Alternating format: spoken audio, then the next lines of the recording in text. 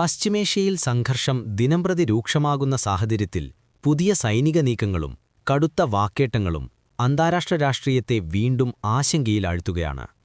അമേരിക്കയുടെ പ്രതിരോധാസ്ഥാനമായ pentagon middle ഈസ്റ്റിലേക്ക് അധിക സൈനികരെ വിന്യസിക്കാനൊരുങ്ങുകയാണെന്ന റിപ്പോർട്ടുകൾ പുറത്തുവന്നതോടെ അവസ്ഥ കൂടുതൽ ഗൗരവകരമായി. പ്രത്യേകിച്ച് 82ാം അർബോർനെ ഡിവിഷൻ എന്ന വേഗത്തിൽ വിന്യസിക്കാവുന്ന സൈനിക വിഭാഗത്തെ രംഗത്തിറക്കാനുള്ള സാധ്യതകൾ ചർച്ചയായത് അമേരിക്ക നേരിട്ട് ഇടപെടാൻ തയ്യാറെടുക്കുകയാണോ എന്ന സംശയം ശക്തമാക്കി. ഈ സാഹചര്യത്തിൽ ഇറാന്റെ ശക്തമായ സൈനിക ഘടകമായ ഇസ്ലാമിക് റവല്യൂഷണറി ഗാർഡ് കോർപ്പസ് കർശനമായ മുന്നറിയിപ്പുമായി രംഗത്തെത്തി. ഇറാനിയൻ മണ്ണിൽ കരസേനാ നടപടി നടത്താൻ ശ്രമിച്ചാൽ അതിന് ഗുരുതരമായ പ്രത്യാഘാതങ്ങളുണ്ടാകുമെന്ന് അവർ വ്യക്തമാക്കി. പ്രത്യേകിച്ച് അമേരിക്കൻ ജനങ്ങളെ നേരിട്ട് അഭിസംബോധന ചെയ്ത് യുദ്ധപ്രിയരായ നേതാക്കളുടെ വാക്കുകൾ കേട്ട് നിങ്ങളുടെ കുട്ടികളെ യുദ്ധത്തിലേക്ക് അയക്കരുത് എന്ന സന്ദേശം നൽകിയത് ശ്രദ്ധേയമാണ്. ഇത് സാധാരണ സൈനിക മുന്നറിയിപ്പിനേക്കാൾ ഒരു മാനസിക യുദ്ധതന്ത്രമായി വിലയിരുത്തപ്പെടുന്നു. IRGCയുടെ പ്രസ്താവനയിൽ ഉപയോഗിച്ച ഭാഷ അതീവ കടുപ്പമുള്ളതായിരുന്നു. ഇറാനിയൻ ഭൂമിയിൽ കടന്നുകയറുന്ന സൈന്യങ്ങൾ ദശലക്ഷക്കണക്കിന് വരുന്ന ജനസമുദ്രത്തിൽ മുങ്ങിപ്പോകും എന്നായിരുന്നു മുന്നറിയിപ്പ്. ഈ വാക്കുകൾ ഇറാൻ തന്റെ പ്രതിരോധശേഷിയെക്കുറിച്ച് ആത്മവിശ്വാസത്തോടെ സംസാരിക്കുന്നതും അതോടൊപ്പം എതിരാളികളെ ഭീതിയിലാക്കാനുള്ള ശ്രമവുമാണ് സൂചിപ്പിക്കുന്നത്. കൂടാതെ യുദ്ധത്തിന്റെ യാഥാർത്ഥ്യം അമേരിക്കൻ പെട്രോൾ പമ്പുകളിലും ഇറാന്റെ തെരുവുകളിലും തെൽ അവീവ്, ഹൈഫ നഗരങ്ങളിലെ ആകാശത്തിലും അനുഭവിക്കേണ്ടി വരുമെന്ന മുന്നറിയിപ്പ് സംഘർഷം വ്യാപകമാകാനുള്ള സാധ്യതയെ സൂചിപ്പിക്കുന്നു. അതേസമയം വിവിധ അന്താരാഷ്ട്ര മാധ്യമങ്ങളായ വിയോൺ ഉൾപ്പെടെയുള്ളവ റിപ്പോർട്ട് ചെയ്തതനുസരിച്ച് അമേരിക്ക മിഡിൽ ഈസ്റ്റിൽ കൂടുതൽ സൈനിക സാന്നിധ്യം ഉറപ്പാക്കാൻ തയ്യാറെടുക്കുകയാണ്. ഇറാനിലെ പ്രധാന എണ്ണക്കേന്ദ്രമായ ഖാർഗ് ദ്വീപിനെ ലക്ഷ്യമിട്ട് കരസേനാ നടപടിയുണ്ടാകാമെന്ന സൂചനകളും ഉയർന്നിട്ടുണ്ട്.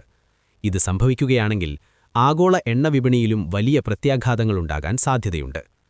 ഇതിനിടയിൽ IRGC തങ്ങളുടെ സൈനിക പ്രവർത്തനങ്ങളെക്കുറിച്ചും വൻ അവകാശവാദങ്ങൾ ഉന്നയിച്ചു.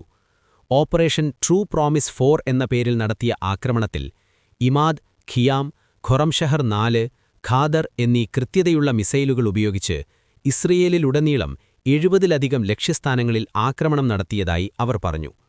തെൽ അവീവ്, ഹൈഫ, ഡിമോന ഉൾപ്പെടെയുള്ള പ്രധാന കേന്ദ്രങ്ങൾ ലക്ഷ്യമിട്ടതായി അവകാശപ്പെടുന്നു. IRGCയുടെ പ്രസ്താവനയിൽ ഉപയോഗിച്ച ഭാഷ കൂടുതൽ കടുപ്പത്തിലേക്ക് നീങ്ങിയിരുന്നു. ഞങ്ങൾ തെൽ അവീവിനെയും ഹൈഫയെയും നിലംപരിശമാക്കും എന്ന മുന്നറിയിപ്പ് അവരുടെ സൈനിക നിലപാടിന്റെ കടുപ്പം വ്യക്തമാക്കുന്നു. അതോടൊപ്പം ഈ പോരാട്ടം അവരുടെ രക്തസാക്ഷി നേതാക്കളുടെ പാത പിന്തുടരുന്നതാണ് എന്ന വാക്കുകൾ ആശയപരമായും വികാരപരമായും ഈ സംഘർഷം എത്രത്തോളം ആഴത്തിൽ നിൽക്കുന്നു എന്നതിനെ സൂചിപ്പിക്കുന്നു.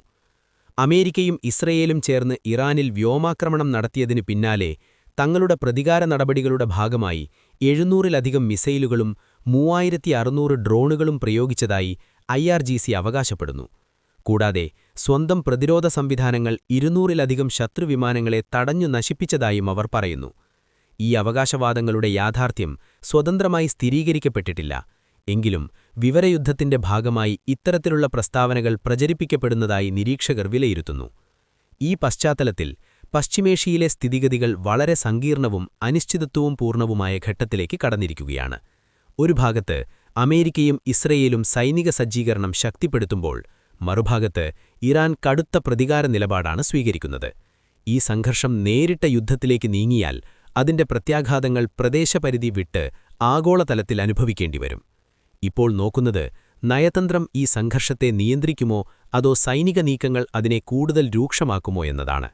രാഷ്ട്രീയ പ്രസ്താവനകളും സൈനിക തയ്യാറെടുപ്പുകളും തമ്മിലുള്ള ഈ സംഘർഷരേഖയിൽ ചെറിയൊരു തെറ്റായ നീക്കം പോലും വലിയ യുദ്ധത്തിന് വഴിവെക്കാമെന്ന ഭീതിയാണ് നിലനിൽക്കുന്നത്.